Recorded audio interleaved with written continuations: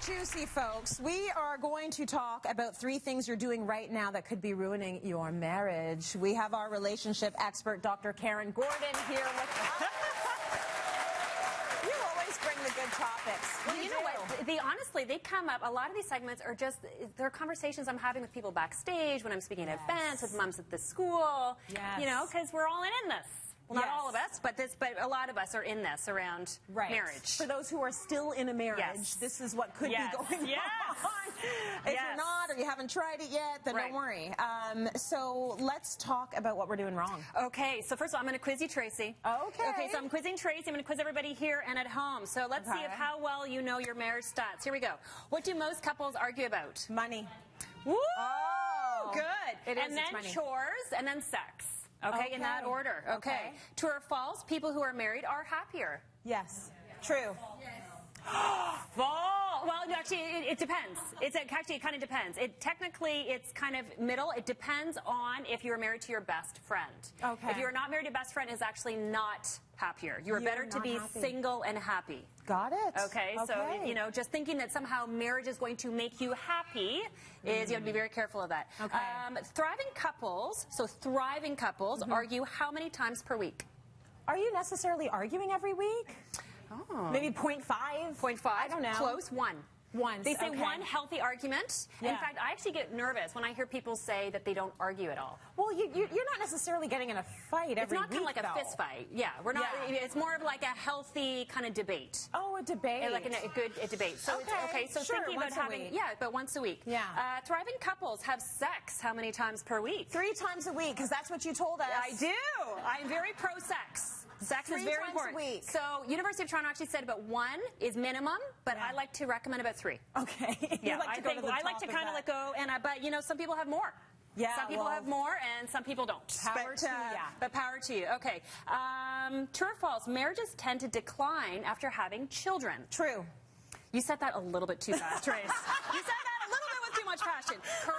Yes. Yeah, so in fact, you know, anybody who has children and is married, you know that marriage, for most people, 67% it goes down after having children. Yes. So it is very tricky. Only a very small 33% actually, it actually enhances the marriage. I'm not surprised at that stat at all, because kids bring a whole different element into the relationship.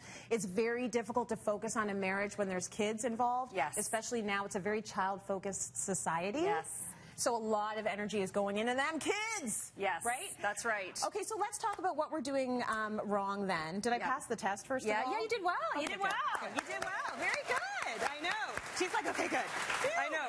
You're always an A student, so you did well. Okay, so the 3 mistakes that I often see, I've been doing marriage counseling for 22 years, and it's interesting when you're working with families, you just see common patterns, okay? You see, like, it doesn't matter in terms of I'm working with people in Canada, in the States, doesn't really make a difference. They're really common mistakes. And so here we go. Mistake number 1 is you don't structure time into the marriage. Yes. Okay. Think about this. We spend time on making meals. We spend time doing laundry. We do time taking our kids to and from activities. But how many of us actually structure time? Okay. For our spouse. Are you talking about date nights? Are you talking about date nights? Don't cut it though. I think date nights are a good add-on. Yeah. But what I want to see when I'm thinking about thriving couples, what I want to see is 20 minutes of connection, emotional connection each week, and having sex 1 to 3 times a week. Got it. So if you're just going to do those 2 things, you're going to be in a fairly good state. But a lot of people, they don't. They're going to bed at different times, and they're not structuring and protecting that time. So it's really important to structure time, just like you would doing anything else. Okay. Okay, you have to make it a priority, not the leftovers that we've talked about. Right, because the leftovers, you're tired. We don't want really crumbs. Have anything to give. You have nothing to give. Yes. We want the buffet. Right. Yes, we want the buffet, and your spouse wants the buffet. Yes. But I do find it's the emotional and the physical coming together. Yes. Okay, because the women want that emotional, but we're not really into it if we don't have that emotional connection. But remember, I've told you this before, that men will feel emotionally connected with their spouse through sex. That's right. So that's why you actually need those 2 pieces side by side. That's their entry point. That is their entry. Literally their entry point. Come on, Tracy. Woo! I get it. That's their beginning, and that's your end. Yes. Okay, we are on the same page. We are on the same page. Okay. Okay, Mistake number 2. Mistake number 2. Okay, this might shock some people. Putting kids first. Yeah, I'm not shocked at this at all. You know what? When I did my doctorate in marriage and family therapy many years ago, I wasn't married and I didn't have kids. So I was doing everything backwards. And I remember learning this. I was like, what do you mean that that's wrong? Like, I thought that would have been very good, right? You're putting your kids first. And they're like, no, no, no, no. In a family system, you need to get your structure set up. Yes. It's really important for kids to know that mom and dad is the top of the structure. And so what happens is if we put too much focus to our children, it actually creates a lot of uncertainty and anxiety in a family system. So it's really important when you walk through that door, the first person you want to go and hug is not the dog, right? Okay, or the cat, even if it's really cute. Okay. First person, you go and you find your spouse, you kiss your spouse before you kiss your children. Right. Okay, and those little habits, very, very important. You put your spouse first, not the kids. Not the kids. Yes. Or the pet. Or the pet. Or the dog. Okay, mistake number 3. Oh, this is so common. Yeah. This is so common, especially for women. Being problem focused.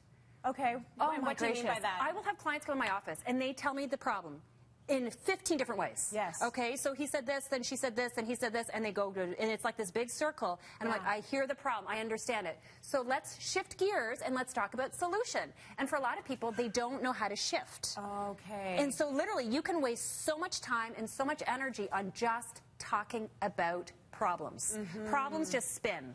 It's wasted time, it's wasted energy, and you're not going to make any progress. That's right. And so you want to listen to the problem, and then you're just like, okay, got it. So now how are we going to start solving? And when you really look at thriving couples, they're great problem solvers. Right.